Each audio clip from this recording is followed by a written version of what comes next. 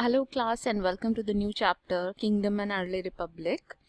So, in the previous chapters, we have discussed that man was a hunter gatherer, right? वो hunt किया करता था, gather किया करता था, यहाँ से वहाँ घूमा करता था. फिर उसे थोड़ा बहुत cultivation आने लग गया, right? थोड़ा बहुत वो उगाना सीख गया कि कैसे फसलें उगाई जाती हैं, then क्या किया जाता है, right?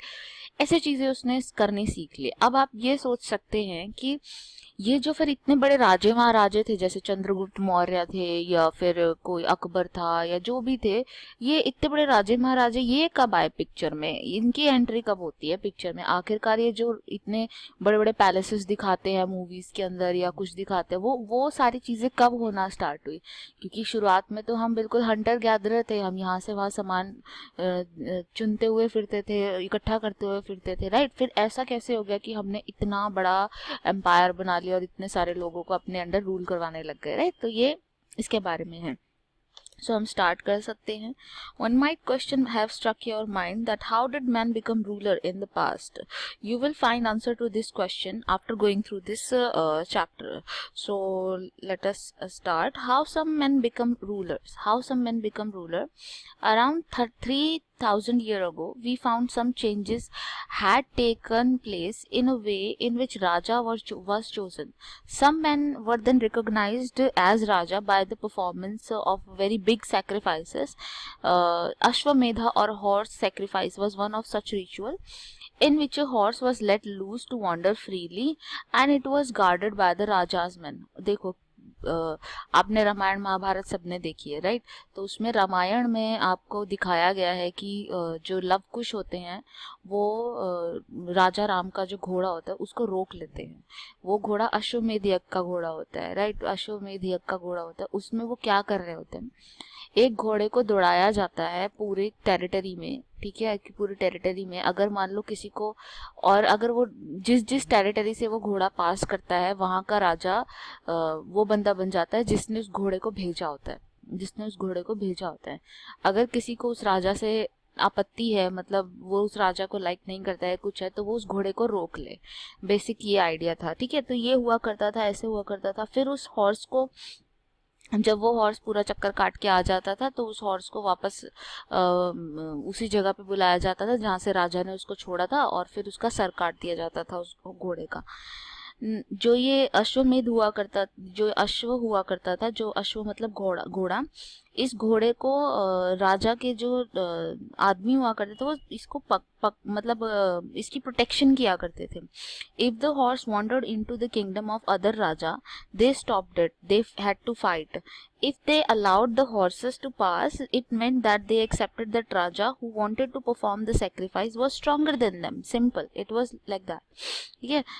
If they allow it to pass, then they thought that Raja is stronger than him, and so वो उस राजा की अंडर रह के रूल करेगा, ये मान लिया जाता था. The raja who organize the sacrifice was recognized as being very powerful and all those who केम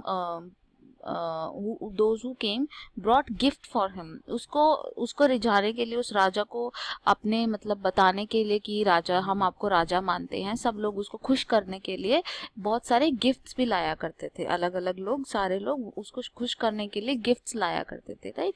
तो ये थी कि राजा कैसे बनने लगा, राजा अश्वमेध यज्ञ वगैरह के थ्रू बनने लगा. अब क्या होता है, the raja who perform big sacrifices were then recognized as being raja of janapada rather than Jinnah's.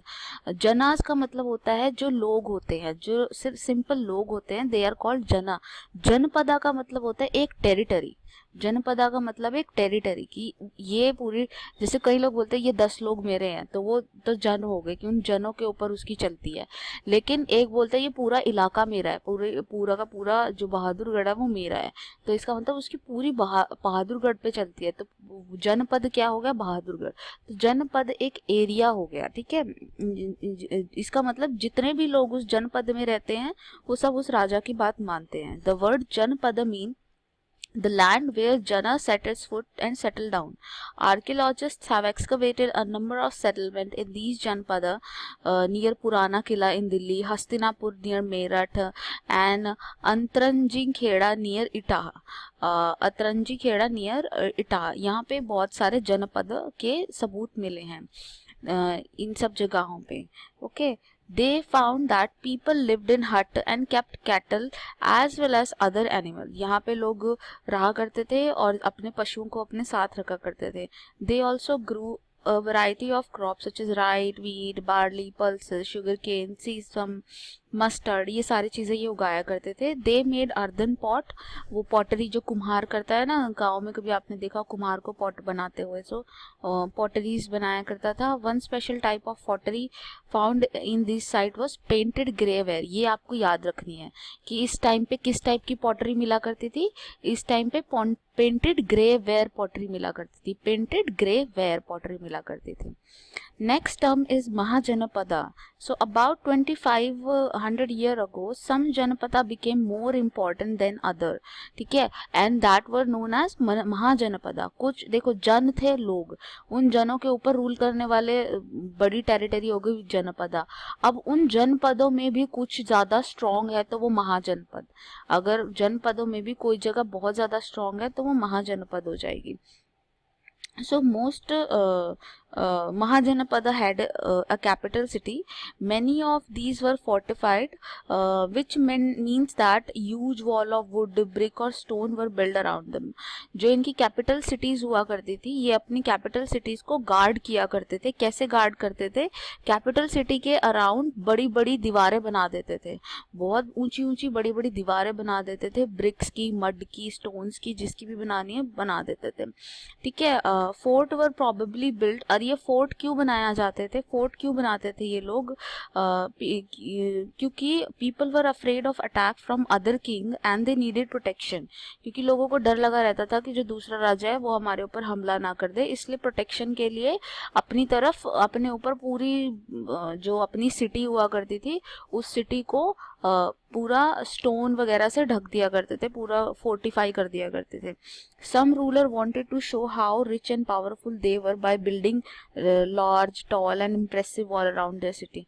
कुछ राजा सिर्फ दिखाना चाहते थे कि उनके पास कितना पैसा है, वो कितने महान हैं, कि देखो वो इतने बड़े बड़े स्टोन्स लगवा रहे हैं, इतने बड़ा बड़ा दीवार बनवा रहे हैं अपनी सिटी के अराउंड प्रोटेक्शन के लिए, राइट. तो ये सारी चीज़ें थी.